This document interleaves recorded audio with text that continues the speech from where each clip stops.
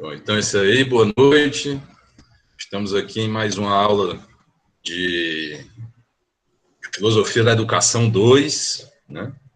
Eu vou começar aqui logo compartilhando com vocês o texto que a gente vai usar como base aqui da aula.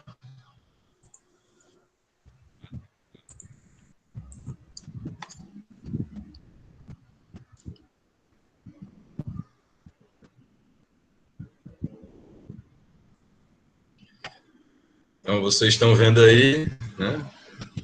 É o primeiro capítulo do livro Biopolítica, Governamentalidade e Educação, Introdução e Conexões a partir de Michel Foucault, do professor Silvio Gadelha, não é isso? E aí a gente já tinha discutido a introdução desse livro, né? E na aula passada não deu para a gente discutir, porque eu não tinha escaneado ainda o primeiro capítulo do livro, mas agora já está aí o primeiro capítulo escaneado e vocês têm acesso a esse primeiro capítulo no Drive. Ok?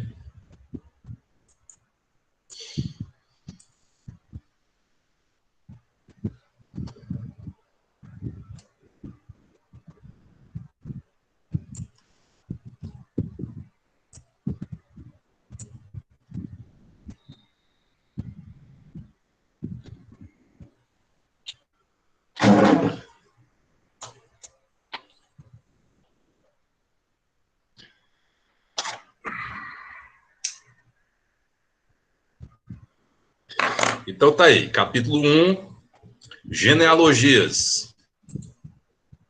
Michel Foucault e o poder.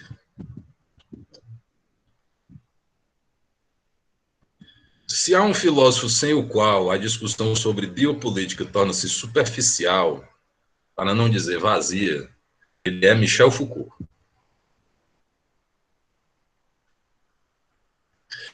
E isso decorre não só do que ele pensou a respeito do poder, da política, das formas mediante as quais as sociedades ocidentais modernas foram disciplinarizadas, estrategizadas, regulamentadas, normalizadas, governamentalizadas, mas também, e mais substancialmente, do fato de que a noção de biopolítica tem uma assinatura eminentemente Foucaultiana.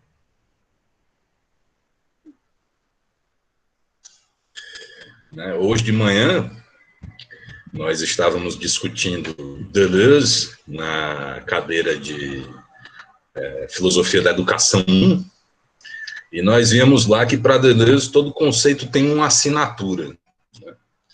Todo conceito está, portanto, ligado ao nome de um filósofo. Mas, por sua vez, também para Deleuze, o nome do filósofo não é apenas o nome de uma pessoa, não é apenas um nome próprio de uma pessoa. Ele é o nome próprio de uma pessoa, certamente, mas o que importa não é isso. O que importa mais é que o nome dos filósofos, esses nomes, batizam modos diferentes de pensar, diferentes esquemas conceituais, diferentes territórios de pensamento. Quando você pega um nome como Platão, por exemplo, é o nome de uma língua filosófica, de uma certa maneira de pensar. Você pega um nome como Hegel, é o nome de um outro território de pensamento. Então, os conceitos, eles são assinados, significa dizer que os conceitos são sempre relacionados a um certo campo de pensamento que é batizado com o nome de um filósofo. O que o autor está dizendo aqui, o Silvio Gadelha, é que a noção de biopolítica ela pertence a esse campo de pensamento ao qual nós podemos dar o nome, ao qual se dá o nome, de modo geral, de Foucault.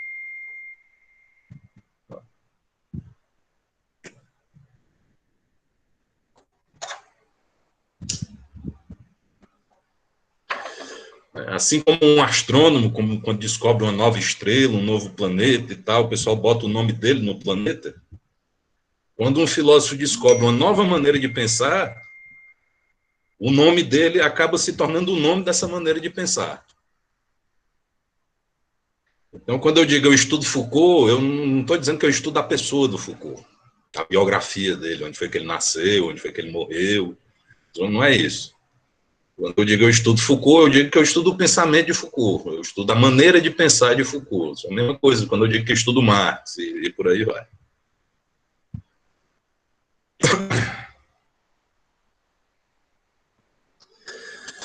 Então, com efeito, Foucault começou a desenvolvê-la, né, a biopolítica,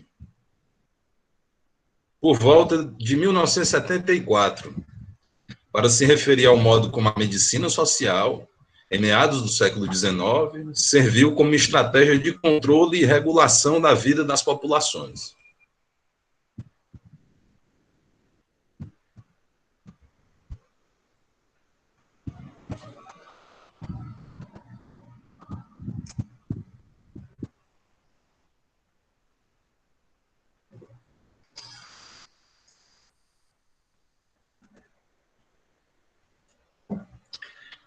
Nesse texto, né, que se chama O Nascimento da Medicina Social, que é de 1974, o Foucault diz que a medicina social, ela nasce, né, o ancestral dela é a medicina militar. E a medicina militar surgiu por quê?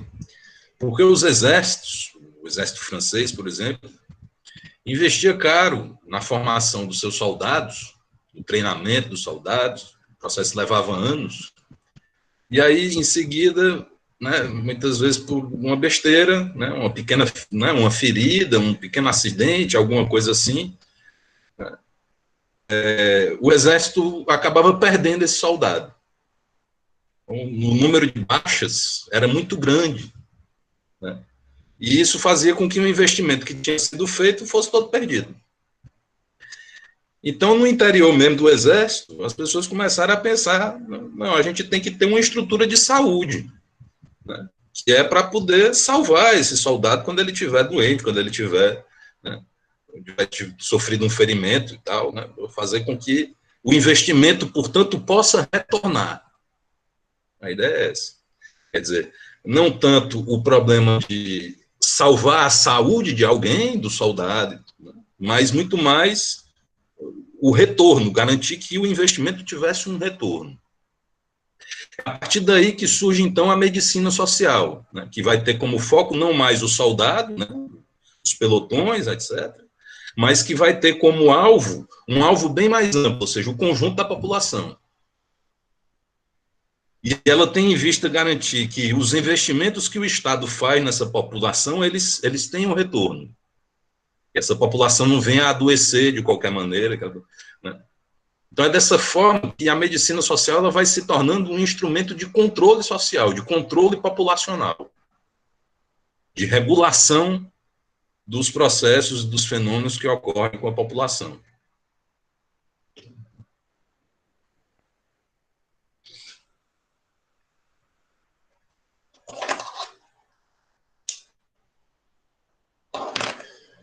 A leitura de Foucault logo nos revela que não estamos diante de mais um ponto de vista jurídico-político e ou jurídico-filosófico sobre esses diversos assuntos, senão que nos confrontamos com uma maneira de pensar outra, com um tipo de argumentação histórico-filosófica e ou histórico-política extremamente singular, diferente do que estamos habituados a lidar, cujo estilo e modus operandi requerem de nós paciência, atenção e disponibilidade.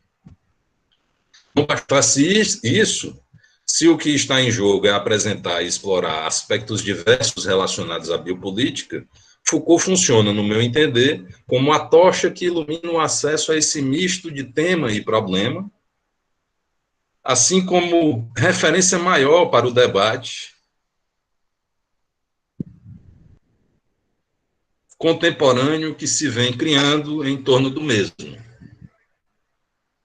Além disso, ele serve como verdadeiro elo, intercessor privilegiado para uma série de desenvolvimentos posteriores, direto ou indiretamente relacionados à biopolítica, encetados diferentemente por filósofos tais como Gilles Deleuze, Félix Guattari, Antônio Negri, Michael Hart, George Agamben e Maurizio Lazzaratto. Então, todos esses autores aí são referenciais básicos, né, dentro dessa discussão acerca da biopolítica. Sabe?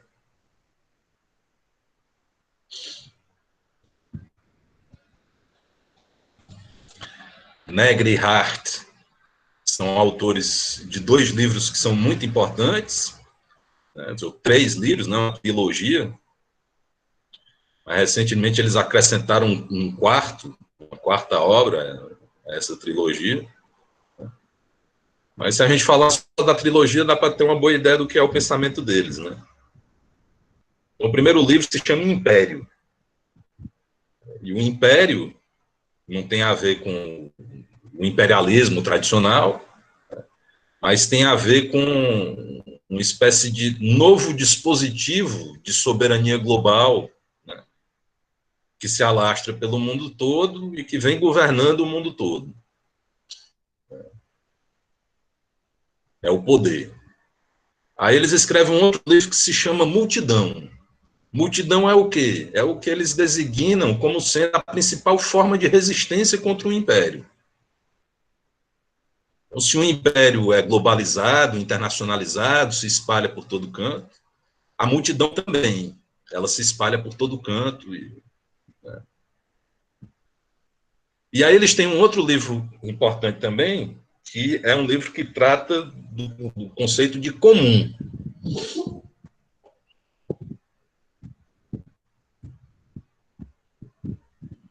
Eles propõem uma reflexão acerca do comum.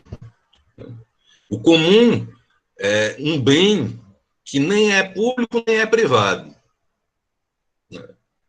Nem pertence a um dono privado, nem pertence ao Estado. Ele é nesse sentido comum.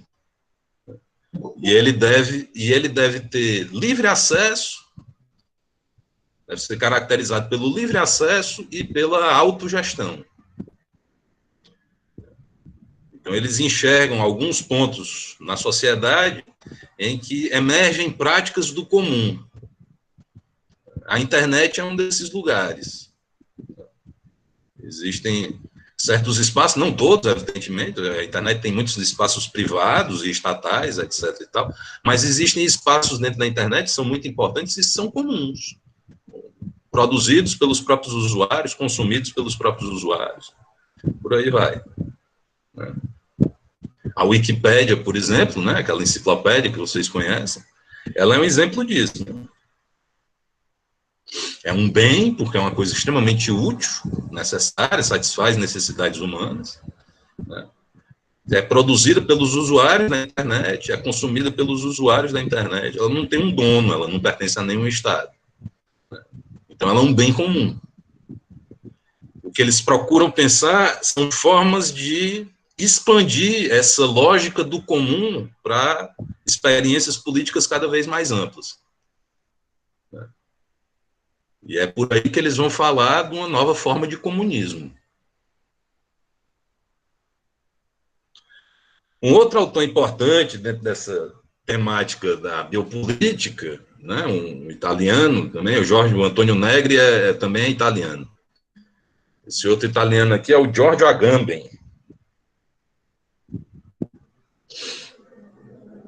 Né, não sei se eu mencionei ele na aula passada, né, ele vai falar exatamente, né, do processo de redução dos seres humanos à vida nua, né, e vai falar também, numa outra obra, do estado de exceção, como sendo a regra de governo sobre a qual nós vivemos, né, nas democracias liberais.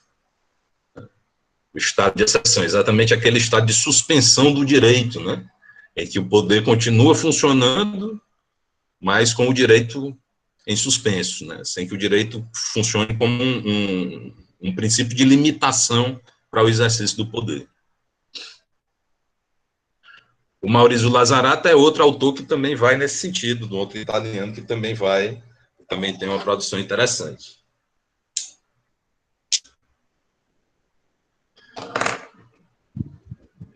Aí ele diz, nesse sentido, talvez não seja exagerado afirmar que, em se tratando de biopolítica, todos os caminhos passam por Foucault. Todavia, para que melhor se compreendam os sentidos de biopolítica e de biopoder, né, são dois conceitos diferentes, certo? São a mesma coisa. Biopolítica é uma coisa, biopoder é outra coisa.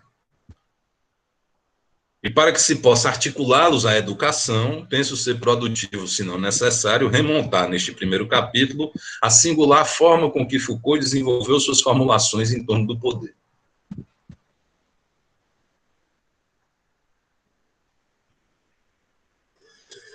Há cerca de 40 anos,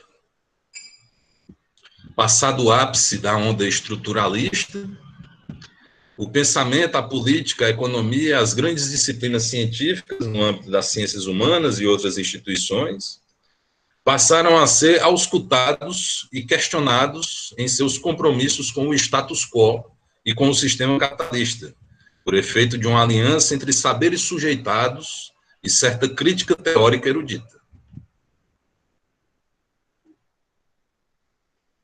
Então, ele está falando aqui, sobretudo, do contexto do pensamento francês, né? O contexto do pensamento francês, no século XX, quando Foucault surge, né? Quando Foucault aparece, o que existe como corrente dominante é exatamente o estruturalismo.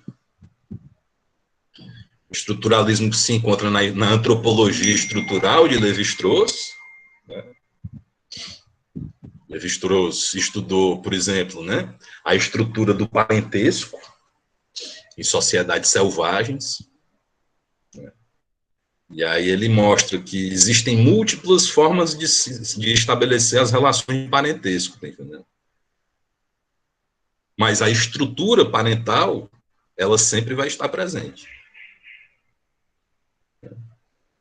Ela pode variar, mas aquela estrutura de parentesco sempre vai haver uma estrutura ou outra, seja qual for a sociedade em que você for. Eu estou me referindo a isso, a fenômenos que foram registrados, né, pelos antropólogos, à medida que eles começaram a estudar, né, comunidades selvagens no Pacífico, na Oceania, na América do Sul. Né. E aí eles foram descobrindo que, por exemplo, em certas tribos, quem cumpre a função da educação das crianças não são os pais, mas o irmão mais velho. Então, você vê a criancinha menor, 3, 4 anos, sendo ensinada por uma criancinha maior, 9, 12 anos, por ali. E a relação parental básica é essa, né, entre irmãos. Em outros lugares, quem cumpre a função paterna não é aquele que teve relação sexual, né, com a Índia que pariu. Quem cumpre a função paterna, a função de pai, acaba sendo o irmão da Índia. Então, eu sou filho, não sou filho do meu pai, eu sou filho do meu tio, do irmão da minha mãe. Então, eles percebem, né, os antropólogos percebem que as formas de estabelecer as relações de parentesco vão variar muito de cultura para cultura. Não existe só essa forma padrão, que é, né, papai, mamãe, bebê, que a gente tem na sociedade ocidental, né? Não existe só essa forma, existem várias outras. Mas existe uma estrutura que é comum. Que estrutura comum é essa? A própria estrutura parental. Sempre tem que ter uma forma de parentesco. Então, essa é a antropologia estrutural de Lévi-Strauss.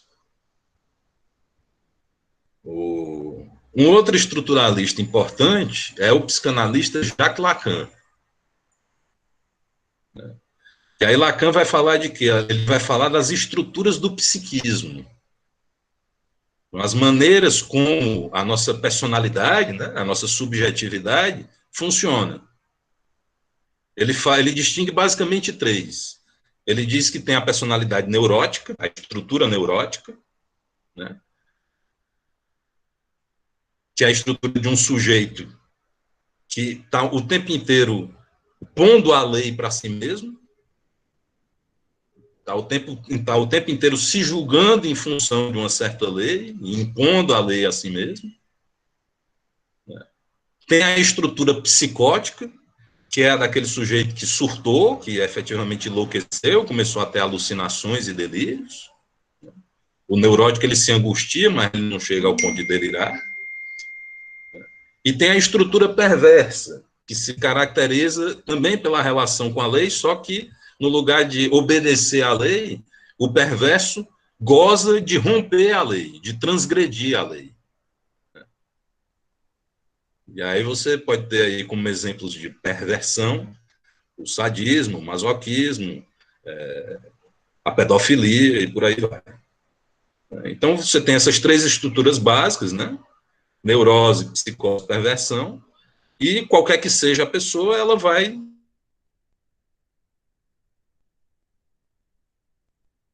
uma subestrutura de uma dessas três grandes estruturas.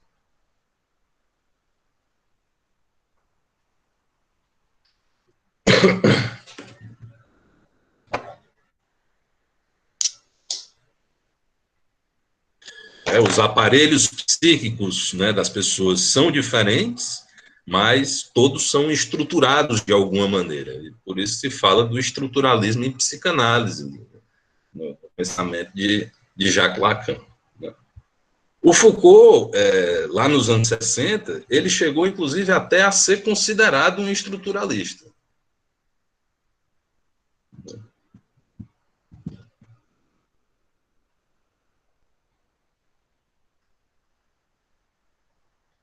O Foucault escreve uma obra importante chamada As Palavras e as Coisas, que é uma arqueologia das ciências humanas, é uma história das ciências humanas. E ele vai mostrar nessa história das ciências humanas que a cada época se constitui uma forma de pensar que conecta os saberes entre si. Né? Forma de pensar essa que é relativamente autônoma, né? Se comparada a outras formas de pensar de outras épocas. Ele vai dizer que cada época tem a sua estrutura de pensamento, a sua, o que ele chama de episteme. Ele vai dizer o seguinte, a gente costuma pensar que a biologia, por exemplo, seja filha da história natural que existia na época do Renascimento. A biologia moderna seria filha da história natural que existia na época do Renascimento. A economia moderna seria filha da análise das riquezas que existia na época do Renascimento. Então, é uma compreensão evolutiva, né, da relação das ciências entre si, né, como se umas fossem filhas das outras. Né. Foucault vai argumentar que não é assim. Ele vai dizer que as relações que se estabelecem entre as ciências, elas não são relações verticais dessa maneira, mas são muito mais relações das ciências entre si. Então, ele vai dizer, olha, tem muito mais relação entre a biologia e a economia moderna do que entre a biologia e a análise e a história natural clássica. A história natural clássica estabelece muito mais relações com a análise das riquezas, também clássica. Ele pega basicamente três ciências, né? E as compara entre si. É a biologia, né? A economia e a linguística. E aí ele vai falar que no tempo, né, do Renascimento, na Idade Clássica, não existia linguística. O que existia era a gramática. Ora, o modo de funcionar da gramática, a racionalidade da gramática tem tudo a ver com a racionalidade que na época tinha também a história natural. E tem tudo a ver com a racionalidade que na época tinha a análise das riquezas. Então, essas três juntas compõem uma episteme, a episteme clássica.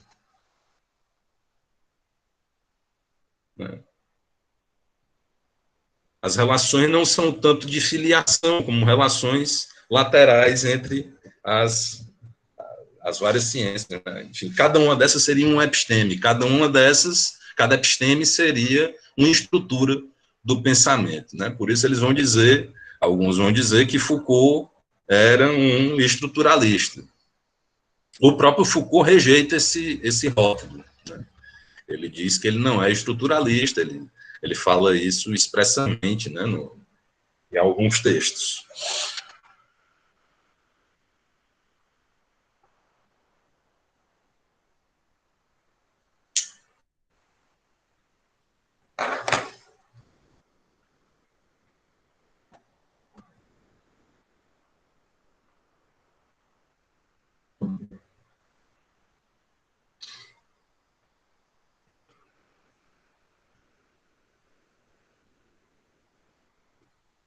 Bom, então, o pensamento do Foucault vai surgir aí em reação a essa onda estruturalista que predominava entretanto, que predominava naquela época, né?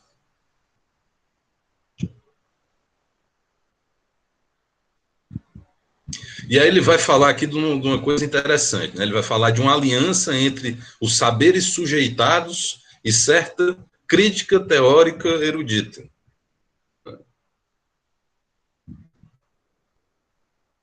O que são esses saberes sujeitados?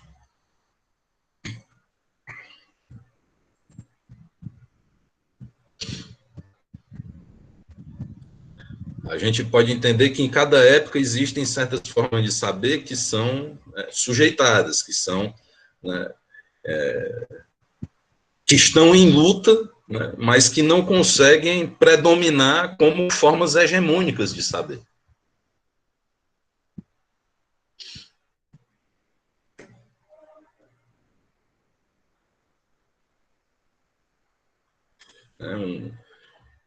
Quando fala de saberes sujeitados, um dos exemplos que o Foucault tem em vista é exatamente o movimento antipsiquiátrico, né? Anti-internação psiquiátrica que surge ali na França por volta dos anos 60.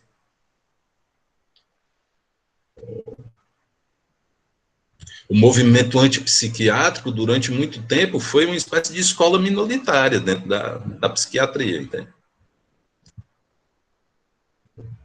Né, os psiquiatras mais tradicionais, os mais renomados, os mais influentes, não aceitavam esse tipo de ideia. Mas, ao mesmo tempo, tinha certos psiquiatras que faziam uma certa resistência no campo mesmo da sua ciência, do seu saber. E diziam o contrário do que a maioria dizia, do que né, a voz hegemônica dizia.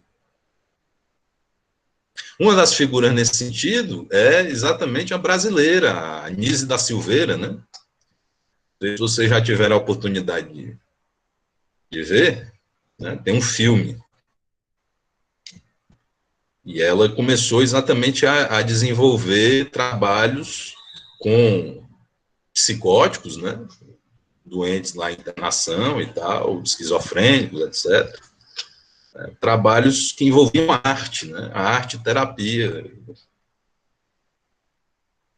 E aí, quando ela começou a fazer esse tipo de trabalho, começou a dizer que tinha que começar a tirar os sedativos e tal, e que não devia prender nem castigar, etc.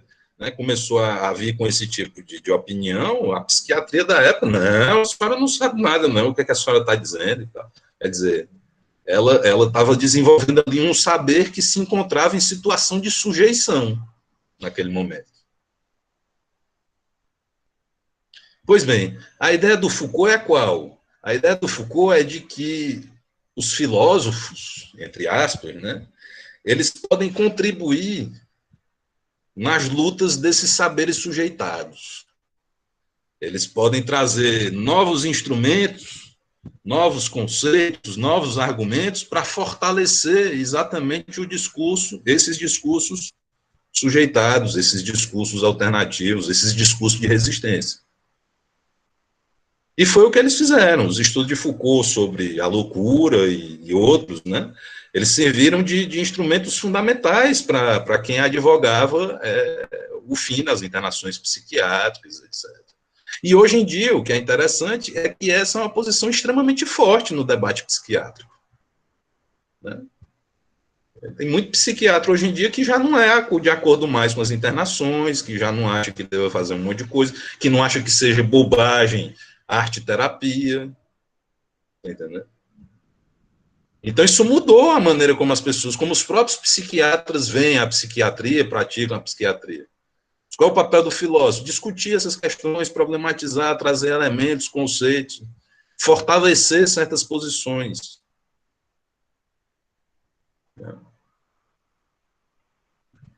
É essa a forma de engajamento nas lutas, né? Que cabe a eles. Enfim. E aí você tem esses autores aí, Foucault, Deleuze, Guattari, Lyotard, Derrida, que são todos autores que procuraram fazer isso, entendeu?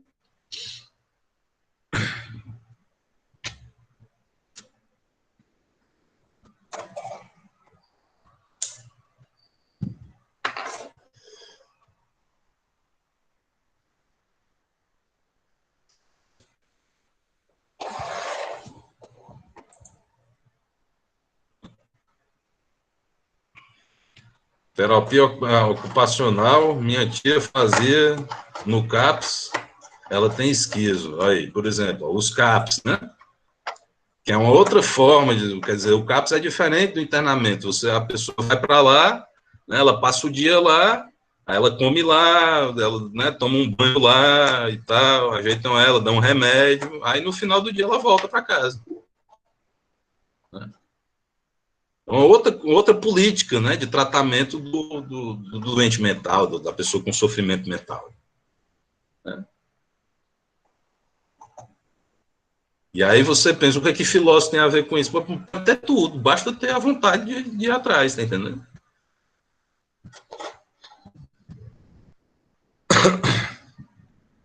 Toda essa agitação intelectual e política que movimentou a França no final dos anos 1960 e início dos anos 1970 suscitou uma série de pesquisas genealógicas e forneceu a Foucault importantes elementos, desde os quais ele pôde desenvolver sua própria genealogia do poder, caracterizando as sociedades disciplinares e os processos de normalização e regulamentação que lhes eram correlatos, a partir de uma abordagem imanentista e microfísica do poder.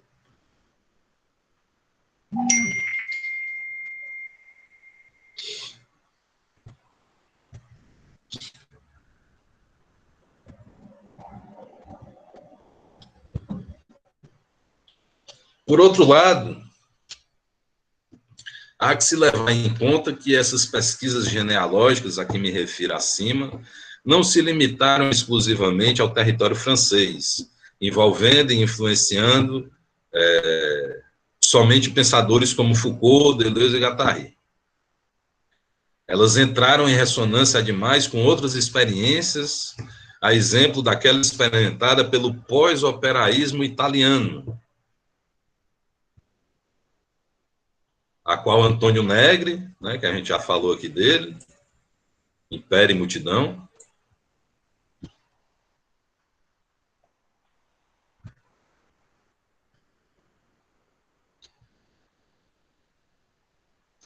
a qual Antônio Negri está intimamente ligado e cujos desdobramentos vieram posteriormente a interessar a Michael Hart, professor de teoria literária na Universidade de Duke, nos Estados Unidos, e futuro parceiro intelectual desse filósofo. O Antônio Negri, ele começa a carreira dele como um filósofo do direito marxista. Ele é professor de direito constitucional, inclusive, né? E é marxista, é formado dentro da tradição do marxismo italiano, né, que remete, em última instância, à figura de Gramsci. Né? Só que quando é lá pelos anos 70, né, ele se envolve num processo, é acusado de ter participado de um atentado, não sei o quê, e ele acaba se exilando na França por conta disso. Ele passou mais de 10 anos sem poder voltar à Itália por conta desse processo. Né? E durante esse período que ele ficou no exílio na França, em Paris, ele conheceu o Deleuze, conheceu o Guattari, assistiu aulas de Foucault e tudo mais. Então, ele né, juntou elementos da tradição operaísta, né, marxista, italiana, com elementos das filosofias da diferença. Né? E hoje em dia se fala lá de pós-operaísmo, seria exatamente isso. Essa junção de Marx com filosofia da diferença, né? né, da qual a grande figura é o Negri, sem dúvida nenhuma, mas que tem várias outras figuras que são muito interessantes, né, outros italianos, que são muito interessantes, que desenvolveram trabalhos muito interessantes. Né. Tem um chamado Matteo Pasquinelli, que tem todo um trabalho sobre a governamentalidade algorítmica, né, que é o uso do conceito de governamentalidade de Foucault, né, a racionalidade das práticas de governo, a questão dos big data, questão bastante contemporânea, né, do uso de tecnologias digitais para governar o comportamento das pessoas. Então, esse cara ele vem exatamente com esse referencial, que de um lado é marxista, de outro é Foucaultiano, deleuziano, para lidar com essa questão super atual aí, que é a questão dos algoritmos e do governo do comportamento das pessoas através dos algoritmos. Enfim, estou falando essas referências aí para ir dando, né, algumas pistas aí de como é esse campo de pensamento aqui, de pesquisa, né, que pode interessar a vocês. Aí ele diz aí, além disso, essas e outras experiências também repercutiram no pensamento de outro filósofo italiano, Giorgio Agamben, o qual expressa textualmente que suas formulações em torno da biopolítica se desenvolveram a partir das trilhas abertas por Foucault. O Agamben, ele cita o Foucault várias vezes nas suas principais obras.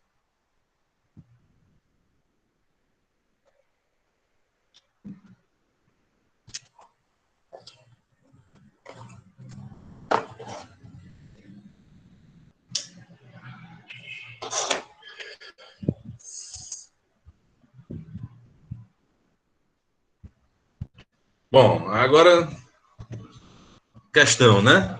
O que está em jogo nas pesquisas genealógicas?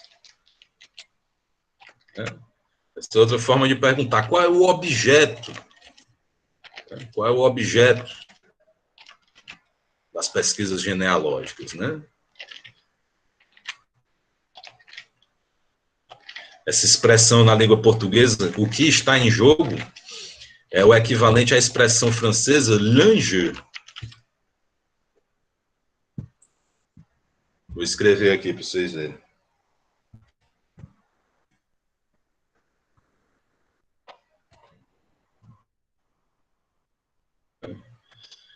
Enjeu, literalmente é o que está em jogo. Que é em, mais G, que é jogo.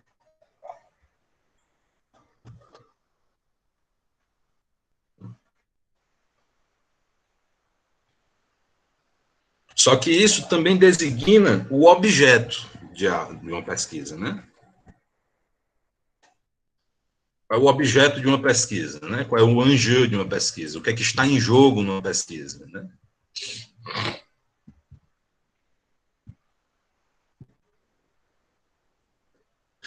Na passagem dos anos 1960 aos anos 1970, emerge toda uma agitação intensiva intelectual e política que tornará possível pensar em novas bases do exercício do poder, seja no âmbito da teoria, seja no da prática.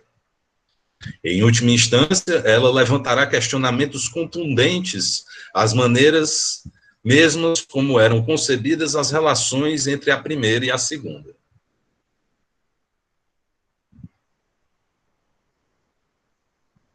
Filósofos como Deleuze, Guattari e Lyotard, dentre outros, já não podiam fazer vistas grossas nem às barbaridades cometidas em nome do comunismo, da liberdade e da revolução, nem tampouco ao modo passivo como as massas reagiam em face do poder, fosse ele, de um lado, fascista, stalinista ou nazista, fosse ele, de outro, capitalista.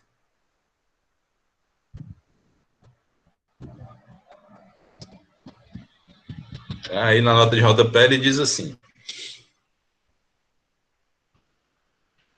registre-se que Lyotard fez parte, junto com Claude Lefort, Cornélios Castoriadis e outros, no período de 1956 a 1966, do comitê editorial da revista socialista Socialismo ou Barbárie,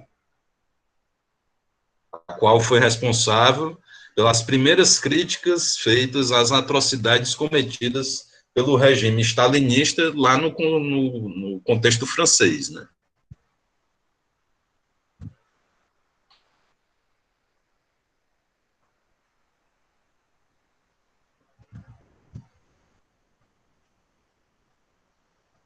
Porque, né, esse é o grande problema, né, com que tem que lidar aí o pensamento político de esquerda, de uma maneira ou de outra.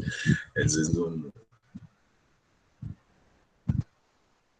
muita gente morreu no regime stalinista, né? Mortes em massa, milhões e milhões de mortos. Mais mortos, inclusive, do que na Segunda Guerra Mundial, do que no Holocausto. Né, os gulags, né? Os famosos gulags. Quer dizer, fazendas de trabalhos forçados, né, onde as pessoas morriam aos montes. Na Sibéria.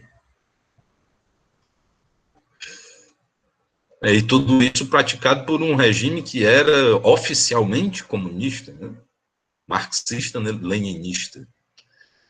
Então, isso é um aspecto para o qual o pensamento crítico de esquerda não pode fazer vistas grossas. Não tem como a gente simplesmente deixar isso aí fora de discussão, entendeu? Como se não tivesse acontecido. E aí, bom, na época, anos 60, anos 70, né, não tinha muito espaço para esse tipo de consideração. O que existia era, sobretudo no Ocidente, em certos meios mais intelectualizados, existia uma espécie de, né, euforia em torno das experiências que vinham lá do Oriente, da União Soviética, também do maoísmo. Então, tinha os maoístas franceses, tinha os stalinistas franceses, tinha essa coisa toda, né?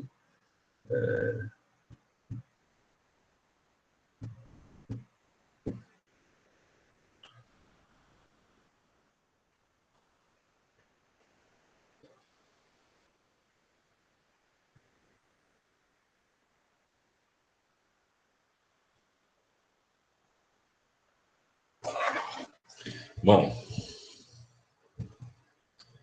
o filósofo Gilles Deleuze, evocando Spinoza, do Tratado Teológico Político, toca no âmago dessa questão. Porque o povo é profundamente irracional. Porque ele se orgulha de sua própria escravidão. Porque os homens lutam por sua escravidão como se fosse sua liberdade. Porque a religião,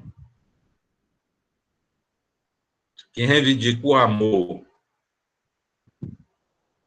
e a alegria, inspira a guerra, a intolerância, a malevolência, o ódio, a tristeza e o remorso.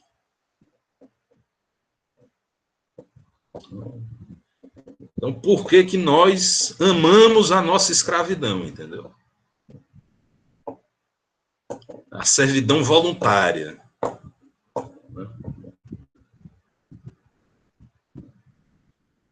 Para Deleuze e Guattari, essa questão retornaria posteriormente no século XX, ganhando especial atualidade numa indagação feita por Wilhelm Reich. Você quer falar? Fale. Peça a palavra.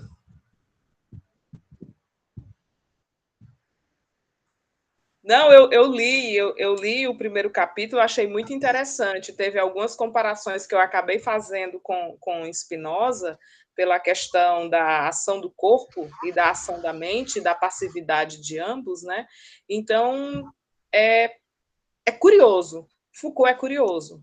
É perfeito essas relações que ele faz em relação ao poder, como se forma esse poder, como se faz essa contextualização. Teve uma parte muito interessante que ele fala em relação ao século XVIII, né? Que ele fala como era o antigo suplício, né? Eram as formas de punir, né? Então, eu até me lembrei da questão de Joana d'Arc, né? Que foi queimada. E também na questão de Joana d'Arc também fala assim de que supostamente as vozes que ela ouviu talvez fosse um tipo de doença ou esquizofrenia ou outra coisa. Mas, assim, é a comparação que o Foucault faz sem quebrar totalmente uma ruptura, mas que, de certa forma, é com um novo conceito que ele nos traz, sobre a questão do saber-poder, não é isso? Ou do poder-saber. É que ele faz, é como se fosse um enlace, é uma ida e, ao mesmo tempo, uma volta. E quando você fala em relação aos manicômios, né, e que ele realmente fez trabalhos com isso, e também em relação às prisões, que ele, inclusive, fez parte de um movimento político, a gente vê o encanto e o fascínio realmente de como você falou, assim como Deleuze fala da questão da criação de conceitos, né, que a filosofia, na verdade, ela é uma criação de conceito. Então, assim, embora Foucault tenha ele seja devedor, né, digamos assim, de alguns outros filósofos, assim como também outros filósofos também são devedores de filósofos anteriores, realmente ele estabelece conceitos novos, e que eu estava observando, pelo pouco que eu conheço, não é criado em outros filósofos os conceitos que ele apresenta e sem quebrar totalmente essa ruptura com o passado. É muito bom. Eu estou gostando muito de ler.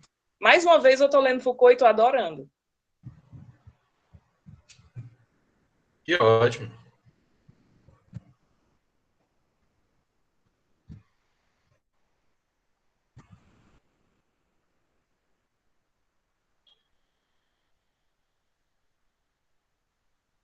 Mais alguém quer fazer alguma consideração? Bom, então ele dizia aqui, né? Para Deleuze e Guattari, essa questão retornaria posteriormente, no século XX, ganhando especial atualidade numa indagação feita por Wilhelm Reich, né, que é um... o Reich começa como um psicanalista, ele pertence ao grupo de Freud, né? E aí depois ele rompe com Freud e propõe uma abordagem própria, né, dos fenômenos do psiquismo.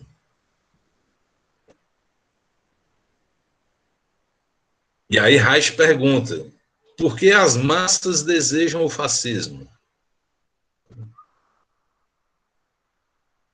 Ele tem um livro exatamente sobre a psicologia das massas, e tem um outro livro que é fantástico, um livrinho pequeno que se chama Escutas a Ninguém, que seria um livro ótimo para se usar hoje em dia para, né, a idade presente do Bolsonaro, né, esse livro. Exatamente porque esse livro é todo escrito dessa maneira, né? Escutas a ninguém, tu precisa escuta, tu precisa entender aquilo, escuta.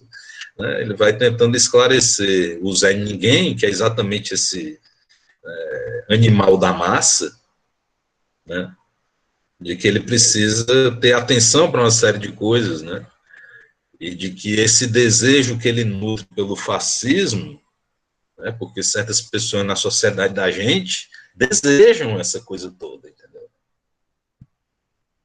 Né? Desejam um presidente do tipo do que a gente tem. Né? Isso é uma patologia social para a qual a gente deve ter atenção e mecanismo de defesa, entendeu? Existe um número considerável de pessoas que elegeram essa criatura, entendeu? Então você precisa ter atenção a esse tipo de patologia quando ela surge, né?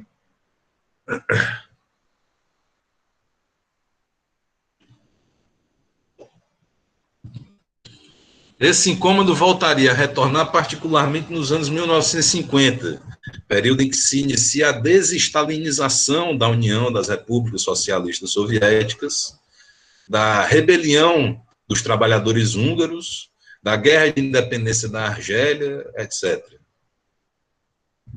A guerra de independência da Argélia é importante para os franceses, né, porque a Argélia é uma antiga colônia francesa, né, e os franceses vão lutar por essa colônia durante muito tempo. Isso é tudo uma guerra, né,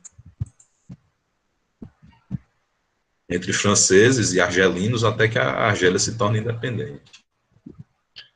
Em última instância, por ocasião da tentativa tardia de um acerto de contas da teoria com o fascismo e o stalinismo, essas duas aberrações que permaneciam ainda mal elucidadas.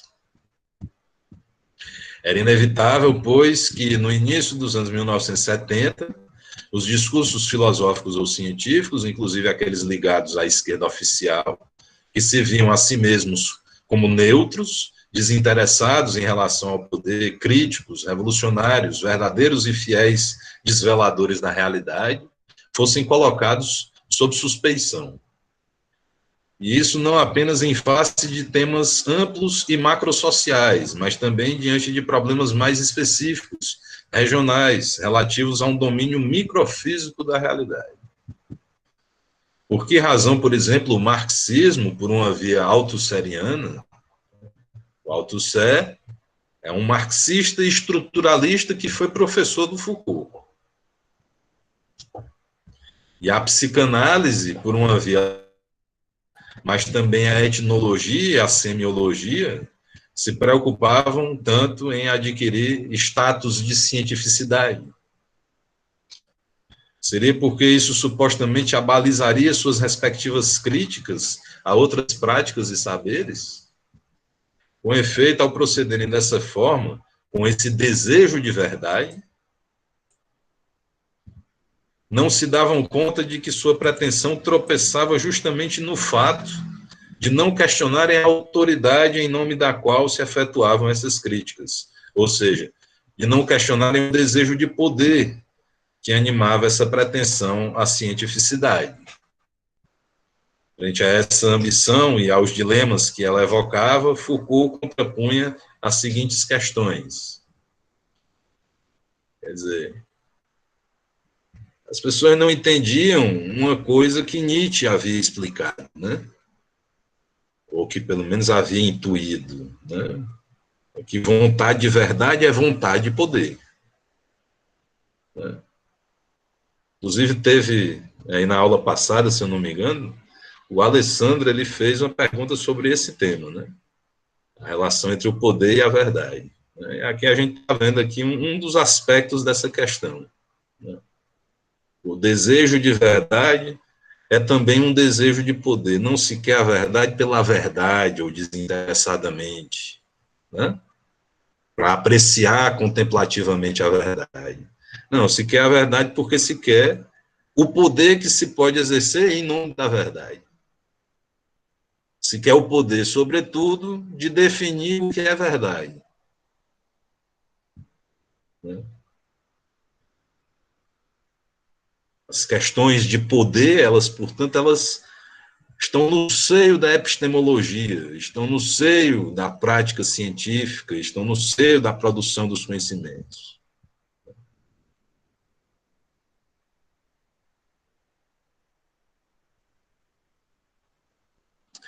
Então, Foucault contrapõe, né,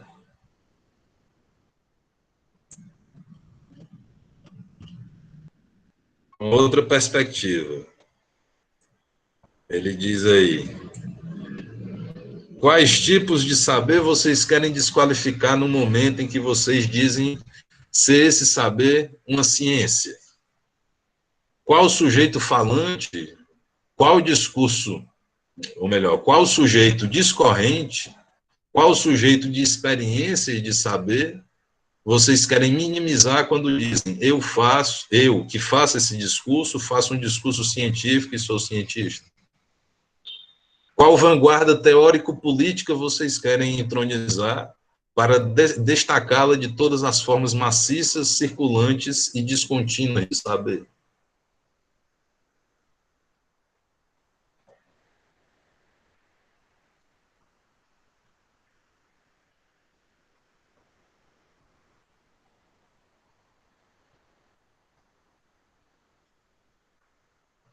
E aí me ocorre aqui o discurso do louco, né?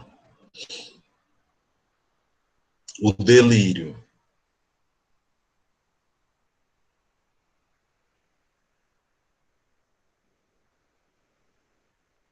O delírio é, por definição, aquele discurso que não é verdadeiro, que não é científico.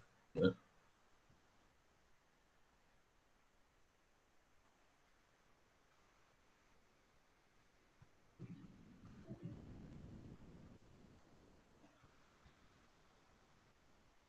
Ele está dizendo assim, quando se diz que um determinado discurso é científico, se diz isso para desqualificar outros discursos como não sendo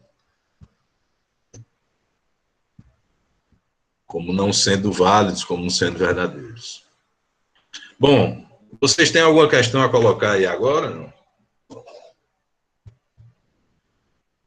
Então vamos fazer um breve intervalo. Daqui a pouco a gente volta.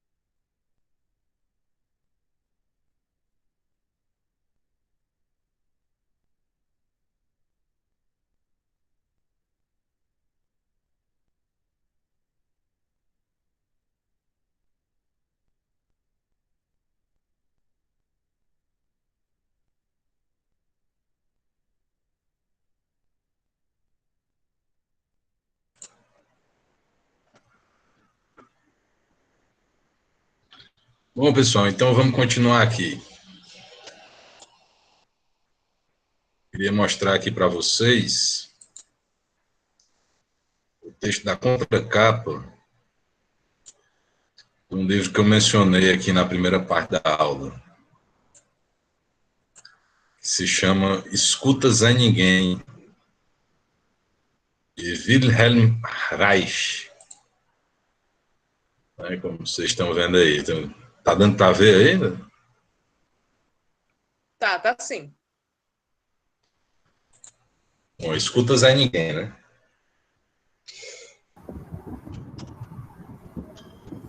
Aqui tem o texto.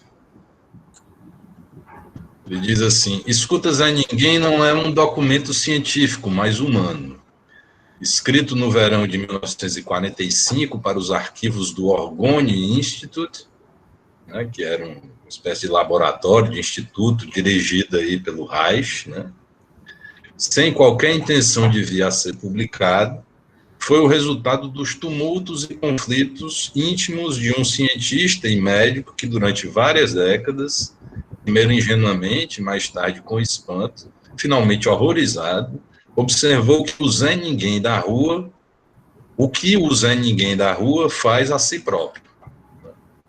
O Zé Ninguém é, como eu disse agora há pouco, né, exatamente, né, o homem da massa, né, o homem mediano, que não se distingue ali do restante da massa, né, o animal de rebanho. Né? Como ele sofre e se revolta, como ele estima os inimigos e assassina os amigos. Como ele, esse Zé Ninguém, onde quer que consiga o poder como representante do povo, abusa desse poder e o transforma em algo de mais cruel que o poder que ele antes tinha de sofrer às mãos dos sádicos individuais das classes superiores. Então, ele, quando tem o poder, ele abusa do poder e torna o poder mais cruel. Essa conversa com o Zé Ninguém era uma tranquila resposta à intriga e à difamação. Ao longo dos anos, a peste emocional tentou repetidamente liquidar a investigação do Orgone. Note-se, não para provar que ela era incorreta, mas para matá-la pela difamação. Tragicamente conseguiu matar o próprio autor, mas a obra deste continua a desafiar as instituições científicas e sociais dos nossos dias. A investigação do Orgone assume uma pesada responsabilidade pela vida e pela saúde humanas. O fato justifica a publicação desta conversa como documento histórico. Então, esse problema do Zé Ninguém, né? E de como ele deseja o fascismo, entende? De como ele deseja, né, esse poder corrupto, esse poder abusivo. E isso aí me parece um tema extremamente atual.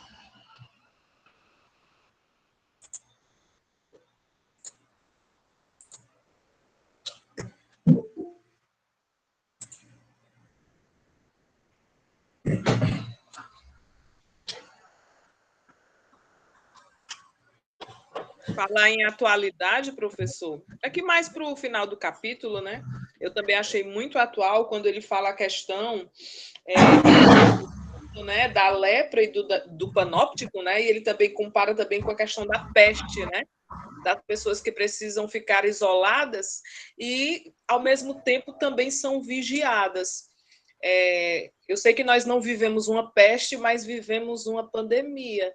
Então, eu achei assim bastante atual, tanto a questão do discurso do poder, que é o regime, entre aspas, né, totalitário, né, que é o que nós vemos agora, um certo totalitarismo, um certo domínio de um poder que se tem, mas que não se sabe, na verdade, o que é esse poder, e se profetiza ou fala dele sem conhecer, ou talvez, quem sabe, já conhecendo, né?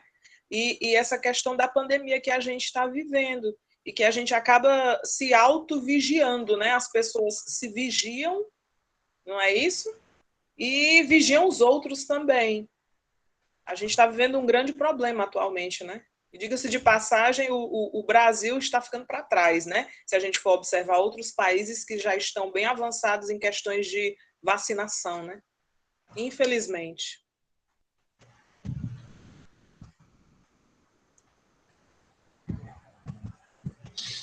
Isso que você fala aí é uma realidade muito evidente, né? Que existe uma vigilância maior, né? Como você bem disse aí, das pessoas sobre elas mesmas, das pessoas sobre as outras, né? Não só das pessoas entre si, mas também do Estado sobre as pessoas, né? Não só do Estado também, mas também das empresas sobre as pessoas, sobre seus funcionários, sobre seus clientes, né? A pandemia, ela desencadeou um processo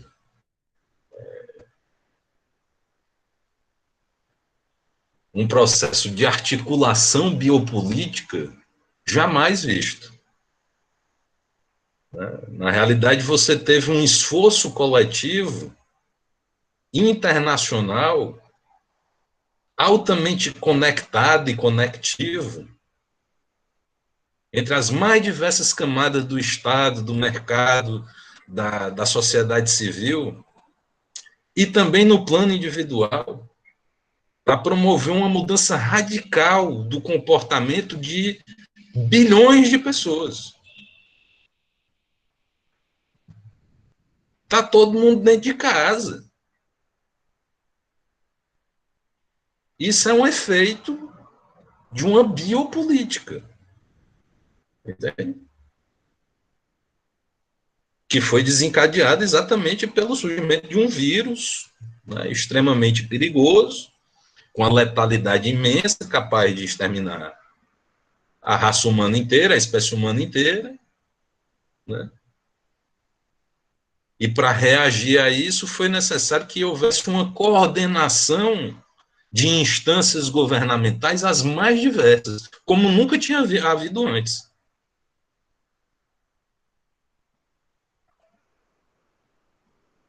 E os efeitos, né, o alvo desse agenciamento de poderes, né, o alvo desse agenciamento, ele nunca tinha sido tão grande, nunca foi uma população tão grande.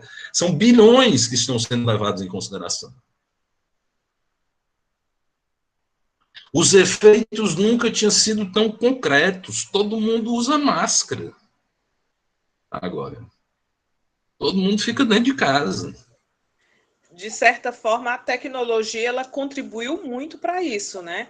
Essa questão que, da mesma forma que nos serve os aparatos tecnológicos para questões de informação, mas também esse mesmo aparato tecnológico ele também serve como uma forma de vigiar e de punir, né? É incrível como há essa, acho que como eu li, de certa forma, é uma integralidade entre o biopoder e a biopolítica.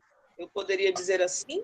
Isso que nós estamos Viviane, atualmente. Tu ainda percebe a questão de que hoje em dia, na sociedade transparente, você que dá a sua, como é que eu posso dizer? Você que se expõe, na verdade, né? Você clica aqui no computador, quem está se expondo é você gratuitamente, não precisa ninguém fazer forçado, não. Na questão das redes sociais, você que está se expondo aí de graça, sem ganhar nada com isso, só se expondo. Professor. Oi. Eu vejo mais a situação da internet como uma questão de dominação econômica mesmo, onde o sujeito se torna dominado e ele se torna, vamos dizer assim, uma mercadoria para ser vendida. Uma coisa que eu noto muito, por exemplo, é a parte sexual. A questão da pornografia é bem notório isso, onde as pessoas praticam coisas que muitas vezes não realizam naquele dia a dia, mas que mexe com a imaginação das pessoas, atrai as pessoas, de maneira que os corpos se tornem mercadorias para se vender algo. Seja informação, seja outras mercadorias, entendeu? Eu vejo muito para esse lado. que você acha disso?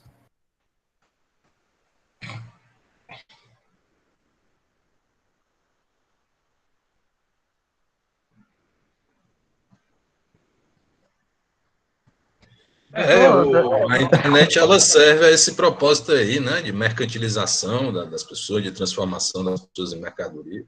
Eu concordo Professor, com isso. mas assim, mas aí com essa a fala do amigo, não é a mesma coisa que dizer que a televisão também não é uma pornografia também, não é? A televisão, a internet está só liberando acesso para quem quiser ver e a pessoa tem o direito de escolher de ver ou não ver, né? Mas a televisão, canal aberto, você vai para qualquer lugar, ela está aberta e as novelas aí é uma espécie de pornografia também, né? Mas eu acho que professor, eu acho que nesse caso da novela em si, ela não aborda de maneira tão direta, igual é o caso da pornografia em si, para mim, entendeu? Porque a novela, ela te vende uma imagem direta, entendeu? Agora, a internet em si, ela tem mecanismo, você mesmo já falou, que é aquele rolar que acontece ali no WhatsApp, no Instagram, aquele rolar, determinados mecanismos, eles liberam a endorfina no cérebro da pessoa a fim de dominar ela, criar um vínculo constante de satisfação naquilo que ela está fazendo ali. Na verdade, prende ela, não é que ela escolhe, ela vê de início, vê mais uma vez, quando ela vê, ela está num círculo vicioso que não acrescenta nada para ela, entendeu? E ela se torna mercadoria no momento que ela deixa de ter a consciência e de escolher aquilo que ela está fazendo, entendeu? Mas aí a questão falou, cara, o pessoal das grandes empresas de internet, eles passam o dia estudando como tu ficar cada vez mais tempo dentro da internet. E sobre o rapaz da televisão, a televisão está virando canais e aberta, está virando algo obsoleto, tanto que você vê um bocado de canal desse quebrando aí ou com problemas financeiros. A questão hoje em dia é o smartphone. Todo mundo tem um smartphone. Isso você vai até na periferia, o rapaz da periferia, ele vai junto dinheiro para comprar, quando não compra, até por questões de crime, porque também tem uma questão de ostentação, já também aí. E todo mundo tem acesso, e o acesso é livre, não tem mediador. Na televisão ainda você tem ainda os horários certos, as classificações indicativas. Na internet não, se não tem ninguém vendo, eu faço o que eu quiser.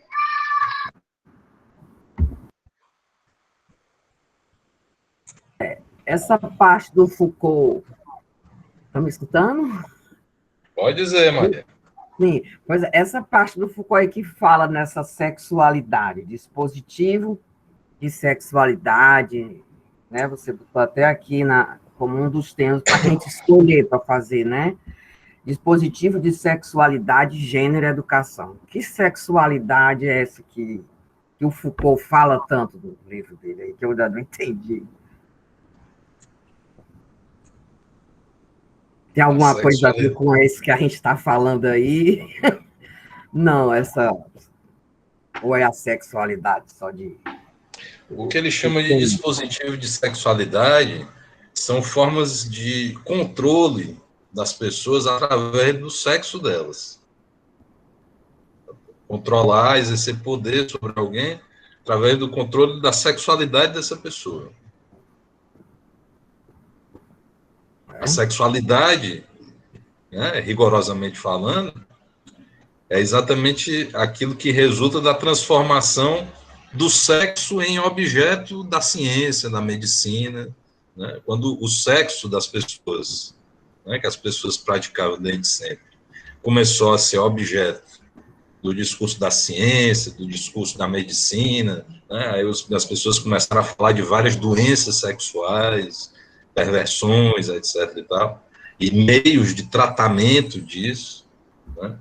Aí você passa a falar de sexualidade. E aí o Foucault vai dizer que essas formas de saber que se construíram sobre o sexo das pessoas, elas têm em vista exatamente tornar possíveis operações de poder sobre as pessoas, tanto sobre os indivíduos quanto sobre as populações.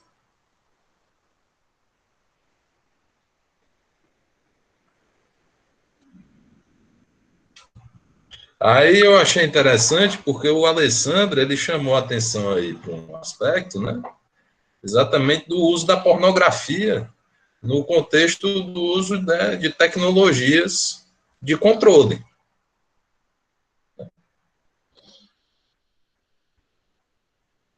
Porque não tenha dúvida, pessoal, a gente vive cada vez mais, né, em contato com tecnologias digitais, né, que têm em vista controlar o nosso comportamento.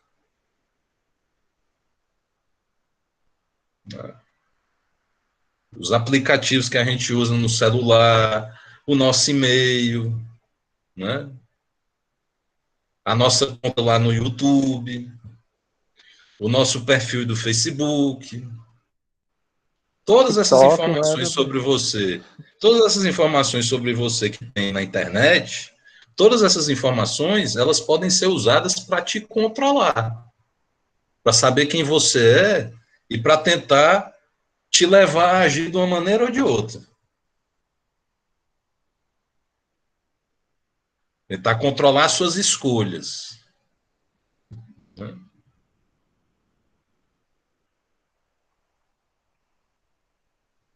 Os algoritmos cada vez mais fazem com que você se insira numa bolha, né? De escolhas, você escolhe aquilo, ele vai só aparentando coisas que tem a ver com aquilo. Você não vai nem para muito longe, não. O próprio Deezer, Spotify, se você escolhe uma música, ele faz uma aleatoriedade, uma playlist só dentro daquilo ali. Você não vai ter a oportunidade de escutar um outro, né? Você, o diferente, alguma coisa por fora. Você não vai ter a oportunidade de ver uma opinião diferente. Você se fecha dentro de uma bolha. E dentro dessa ideia de polarização política, aí que lasca tudo, quando você se insere, vai dentro desse contexto. O algoritmo, em primeiro lugar, ele precisa te conhecer, entendeu? Para ele funcionar, ele precisa te conhecer, ele precisa aprender com você.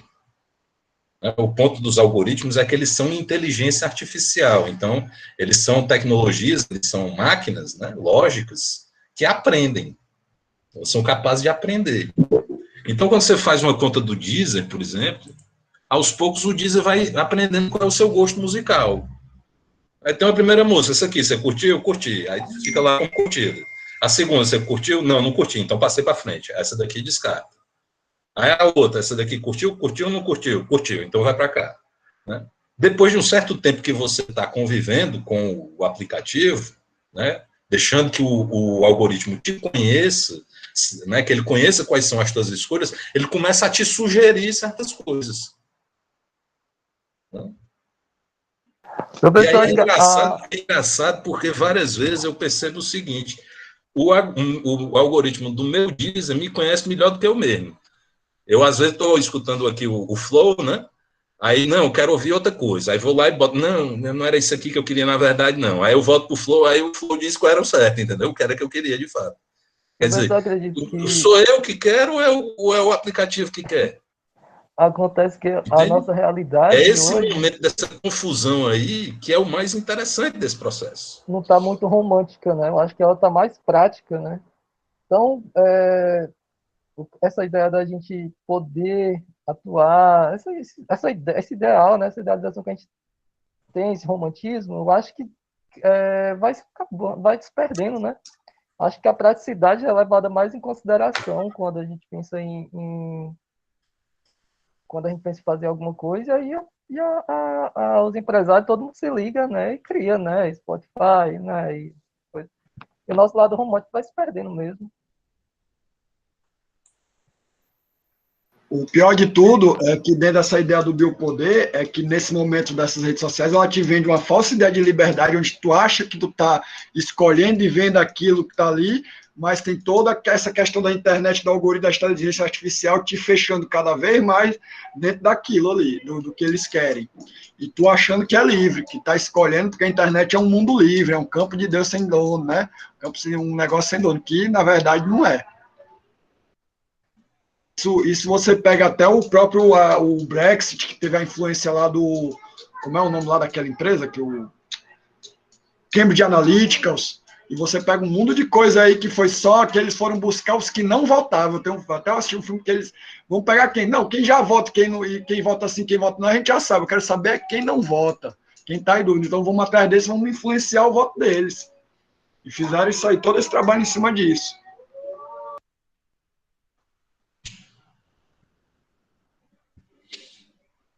É isso aí.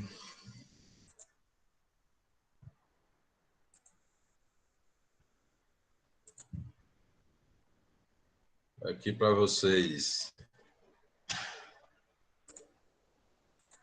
pegarem aí. Aqui no meu blog, eu escrevi um post sobre esse tema, né? Governamentalidade algorítmica e colonização da vida. Tomemos um exemplo banal que poderia ter sido retirado da vida cotidiana de qualquer pessoa nos dias atuais. De início, você liga de seu celular para um amigo, pensando em combinar uma saída. Depois de buscar no Google as opções de saída, você decide em ir a um restaurante. Então, você consulta o nome do restaurante em um aplicativo de localização e, em seguida, pede um Uber. O preço da corrida será cobrado no seu cartão de crédito. Por fim, você comunica a outros amigos através do WhatsApp onde estarão e em que horário.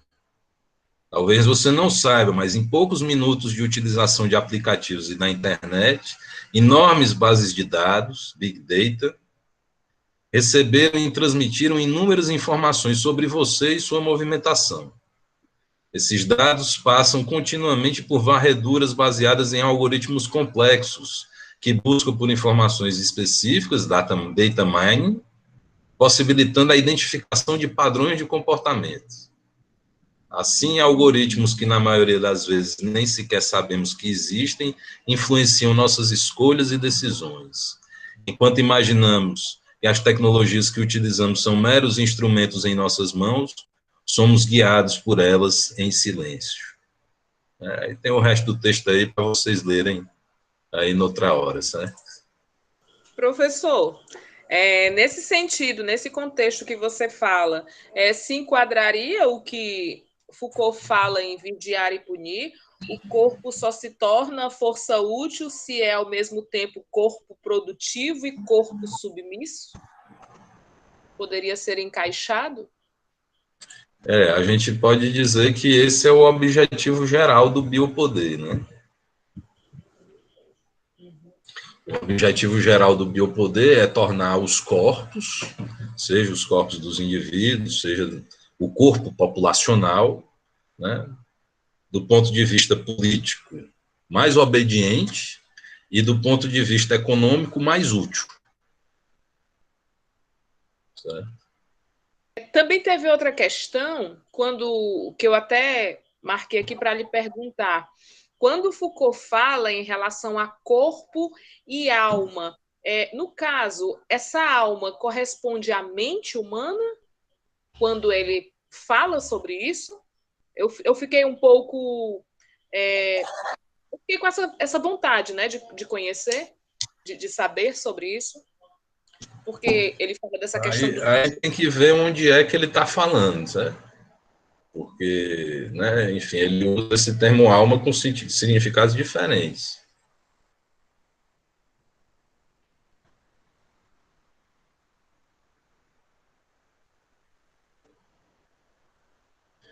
Em Vigiar e Punir, né, no final do primeiro capítulo de Vigiar e Punir, ele vai fazer uma inversão, né, da ideia tradicional de que o corpo seria o cárcere da alma.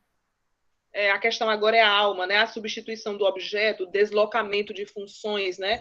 Que é corpo, do corpo, né? Que na época era a questão da punição, até que ele fala da questão jurídica, né? Anteriormente, que é como foi mencionado em relação aos suplícios, né?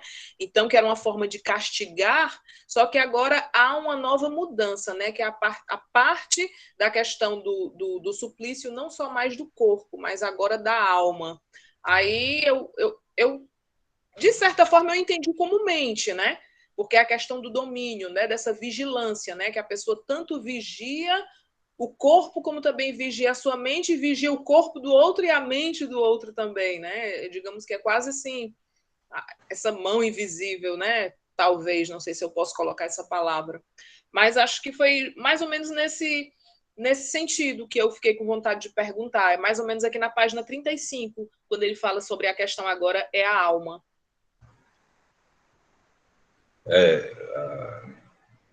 Tem que entender o seguinte,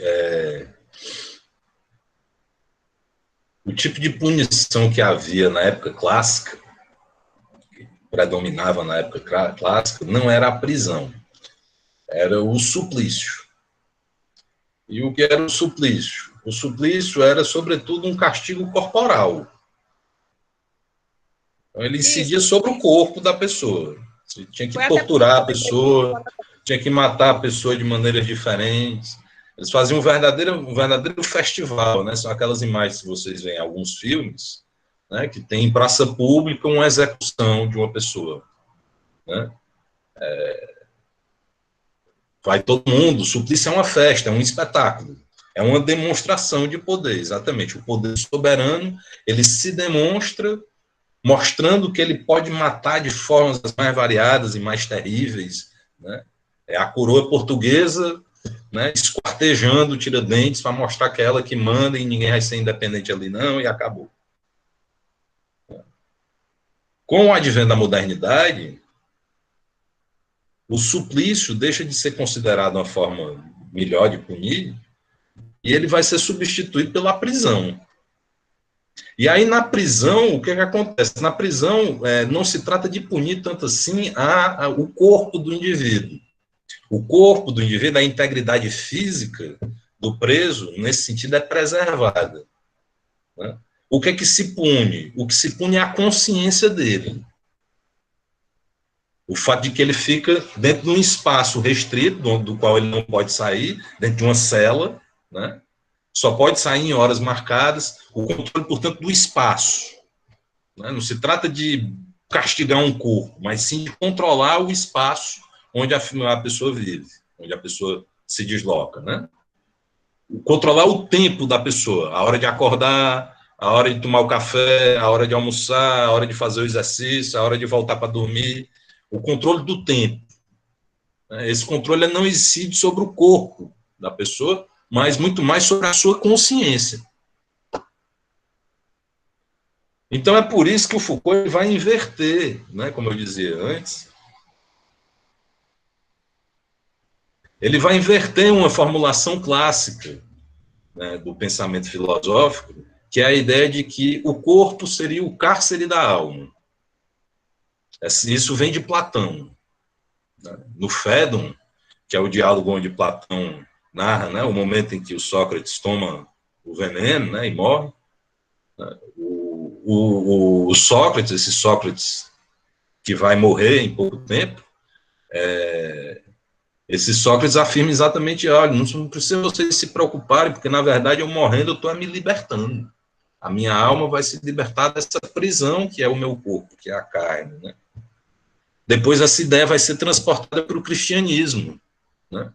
Exatamente para dar a entender de que, enquanto a gente vive nesse mundo aqui da matéria, a gente está vivendo uma vida que não é muito importante, entendeu?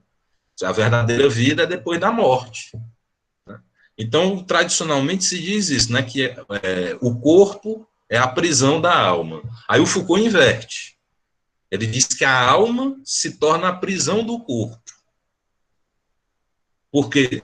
Porque essa consciência, essa subjetividade que vai se implantando naquele corpo, através do controle do seu tempo e do espaço, né, né, ou seja, a alma é que cumpre a função de prisão.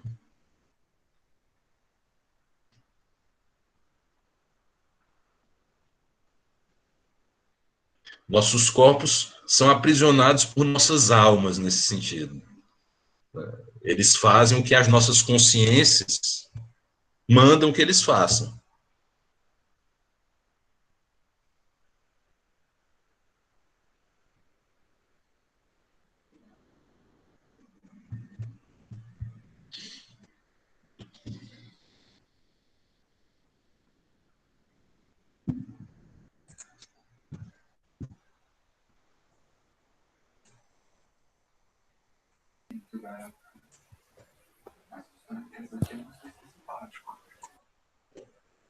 Bom,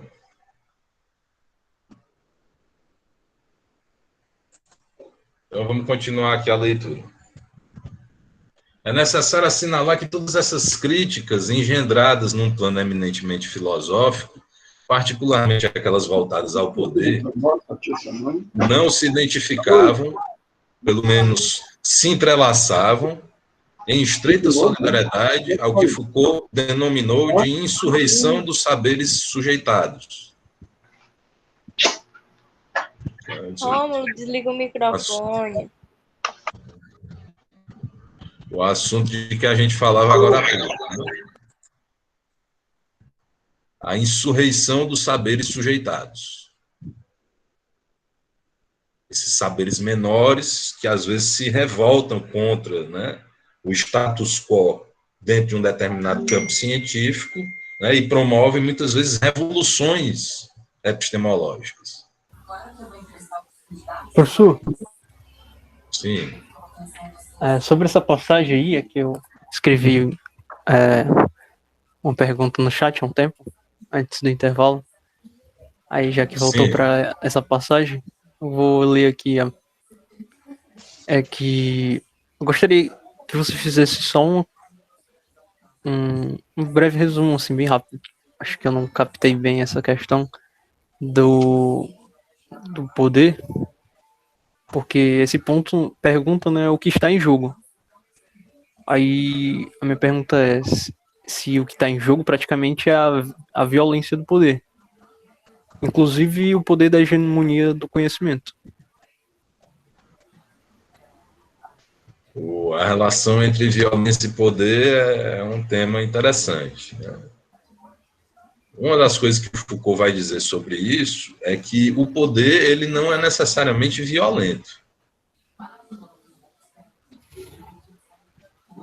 Né? O poder, por exemplo, que é exercido numa fábrica pelo patrão sobre os seus empregados, pode ser considerado um poder violento, se você tiver como violência, né, a violência dos suplícios. Não faz sentido para o patrão, né, adoecer os seus empregados. Não, ele quer que eles estejam bem de saúde, para poder trabalhar. Inclusive, esse raciocínio vale na pecuária também. Né? O dono lá do gado, ele quer que o gado esteja bem, não quer que o gado esteja morrendo. Então, a violência não faz parte necessariamente do poder. É possível exercer poder sem estar exercendo violência diretamente. Mas essa questão, quer dizer, isso é uma das coisas que o Foucault diz sobre isso.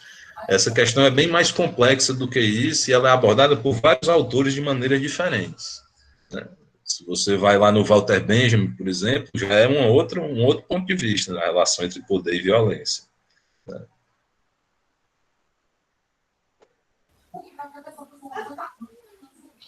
Que tem essa citação logo no começo dessa parte do Spinoza e do Reich, que fala que a massa almeja o poder, almeja sofrer repressão. Aí eu queria saber essa relação dessa citação com esse ponto. Não, daqui já é outro ponto.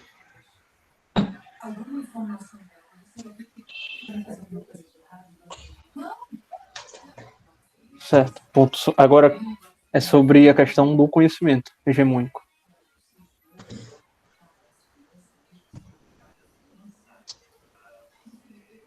Pois é, eu estou usando esse termo conhecimento hegemônico, né, para falar das relações de poder que existem entre as ciências. Né? O ponto central desse texto aqui, né, a pergunta que ele faz de início é o que está em jogo nas genealogias. E o que está em jogo é o poder. O objeto das genealogias, das pesquisas genealógicas, é o poder. O poder é o quê? São relações de poder. É esse que é o objeto que se trata de estudar.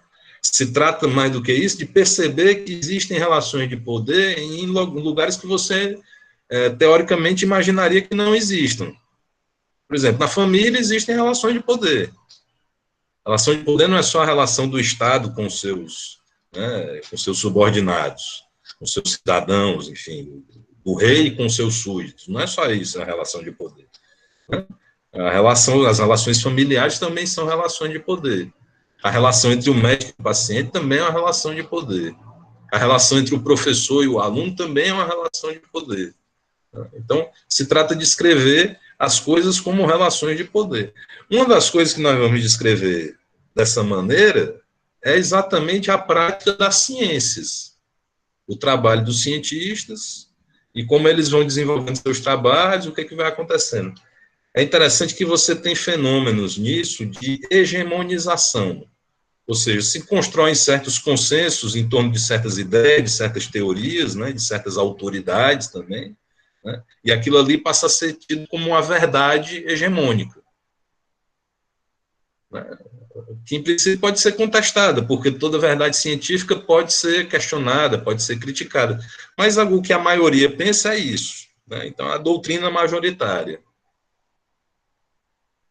Ao mesmo tempo, nesse plano onde existe, né, essas ciências que são dominantes, digamos assim, você tem outras ciências que são sujeitadas, que são menores, e que procuram resistir em relação à voz hegemônica. Ocasionalmente ocorrem revoluções, insurreições. Né? Então, o que ele está fazendo é descrever a história das ciências, né, o relacionamento dos cientistas entre si, das teorias entre si, como uma história política, onde existem, né, disputas, lutas, brigas, conquistas, e por aí vai.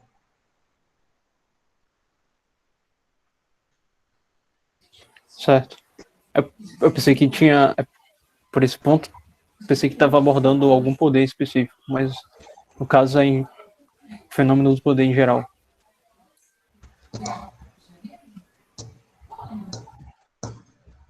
Muito bom.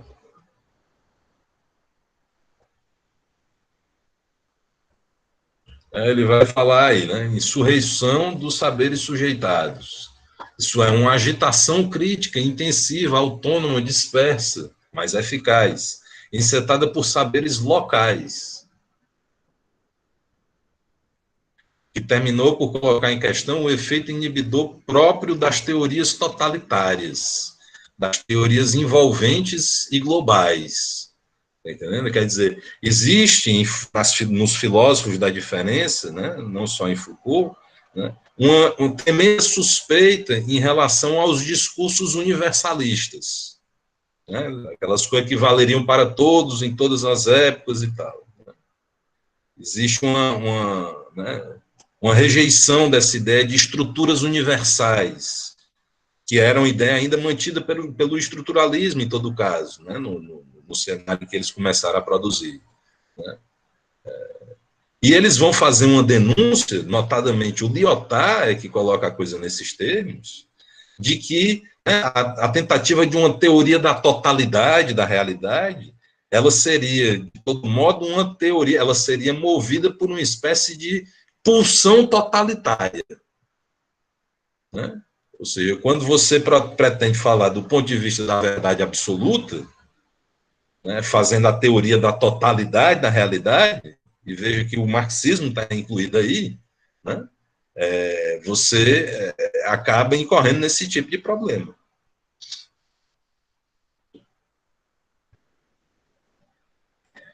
A teoria que tem a pretensão de totalidade acaba se tornando uma teoria totalitária. E cabe muito bem dizer isso porque nós estamos no plano aqui de uma espécie de epistemologia política, ou seja, de uma concepção que narra a história da produção dos conhecimentos científicos em termos agonísticos, em termos de relações de poder.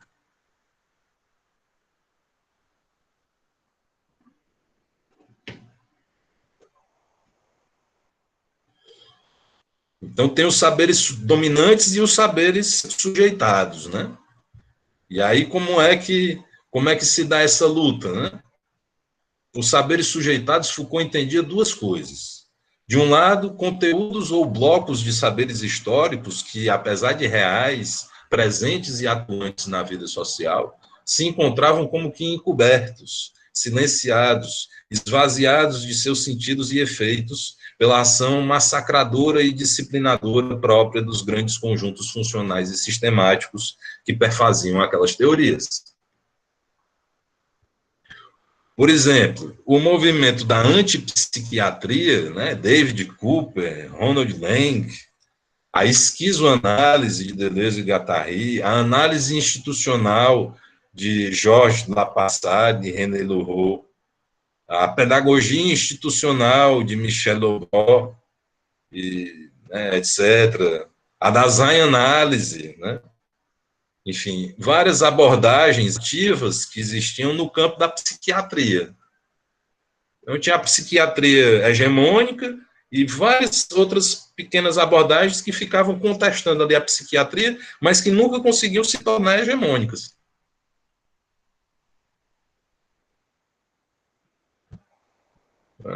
Tudo isso são exemplos de saberes locais sujeitados. De outro lado, diversamente, tratava-se de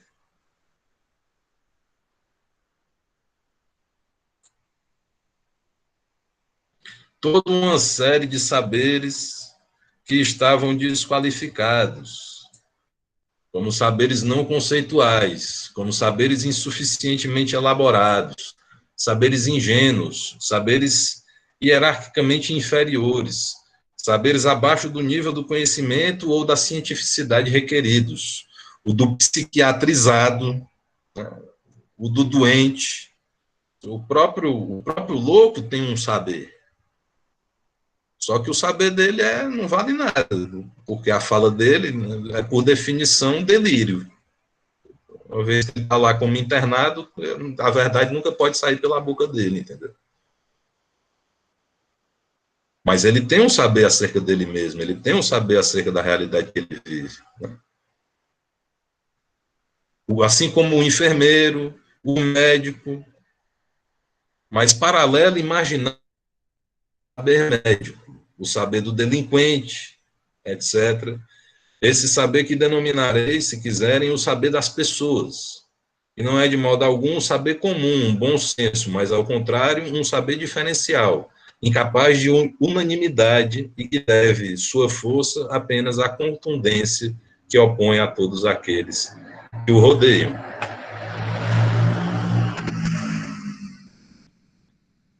Pois bem, para Foucault, tomados nesses dois sentidos, e na medida em que vieram à tona, ganhando visibilidade na cena social, com o auxílio de uma crítica erudita, a qual os ajudou a escapar aos mecanismos que buscavam filtrá-los, classificá-los, hierarquizá-los e ordená-los, os saberes sujeitados concorreram a um só tempo, não só para a crítica ao poder, mas tornaram-se eles mesmos o móvel que tornou possível essa crítica. Tomava corpo, então, todo um saber histórico das lutas. Isso aqui Foucault chamou de genealogia, ou melhor, uma série de pesquisas genealógicas múltiplas que acoplavam a crítica oriunda dos saberes eruditos à memória viva dos combates dos saberes localizados. Então, você tem aí a definição de genealogia.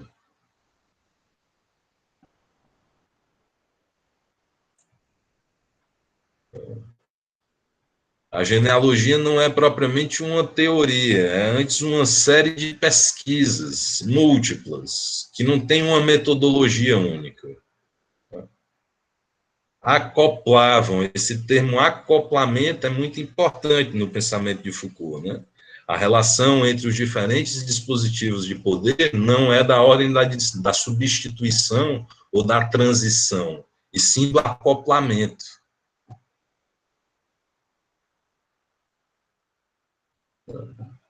Então, essas pesquisas genealógicas, né, elas juntavam os saberes eruditos, né, o saber conceitual da filosofia, das ciências humanas, etc., a memória dos combates, dos saberes localizados.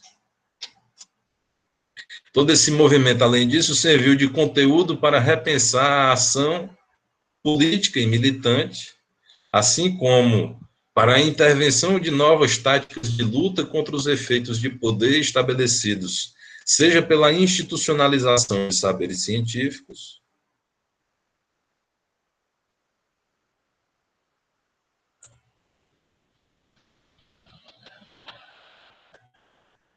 seja pela universidade, por aparelhos políticos escolares, pela rede teórico-comercial psicanalítica, entre outros.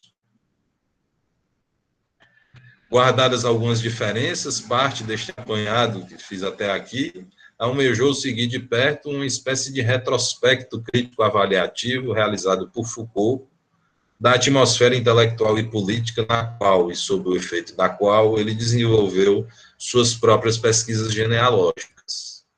É desse balanço, por assim dizer, que Foucault se ocupou na primeira metade da aula que abre o curso em defesa da sociedade, proferido no Collège de France, a partir de janeiro de 1976. Então, eu recomendo aí a leitura de vocês, a leitura da primeira parte desse curso de Foucault aqui, ó, em defesa da sociedade. Tem lá no Drive, certo? O curso está à disposição lá no Drive, você vai lá, a primeira aula, basta ler até a metade da aula, não precisa ler toda, certo? Por quê? Porque é lá onde o Foucault faz uma espécie de balanço das pesquisas genealógicas que ele já realizou, né? Isso permite ter uma noção mais precisa do que ele designa como sendo a genealogia do poder.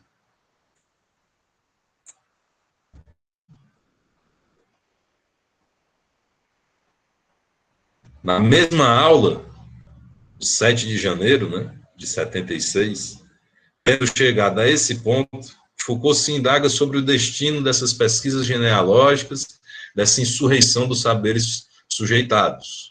Com o passar dos anos, e de olho nas mudanças de conjuntura, pergunta-se se ainda é o caso de celebrá-los como antes, se eles, no afã da resistência, não poderiam cair na tentação de erigirem para si mesmos um solo teórico contínuo e sólido, capaz de dar fim à sua fragmentação, e ainda se eles, em que pesassem seus efeitos disruptores e suas descontinuidades, não correriam o risco de serem recodificados e anexados justamente pelas instituições e recursos de discursos instituídos a que combatiam, perdendo assim sua força e sua singularidade.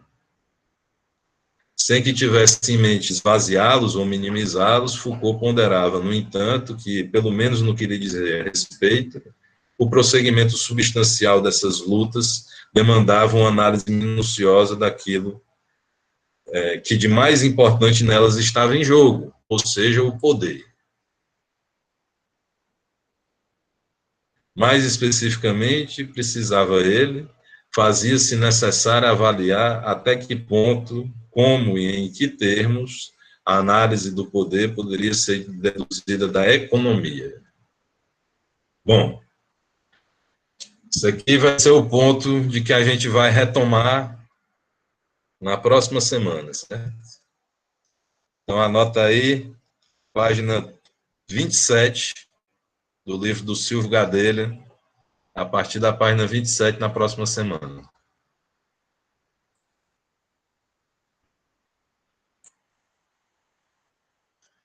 Vocês têm mais alguma questão a fazer? Travou.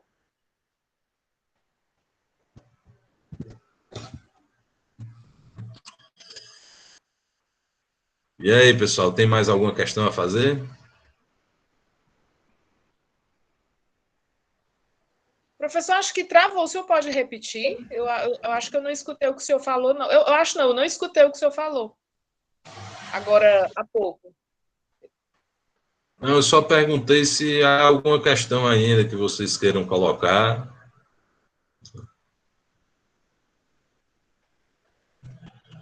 Se não, nós vamos ficando por aqui. Eu vou encerrar a gravação agora. Por enquanto, tá tranquilo.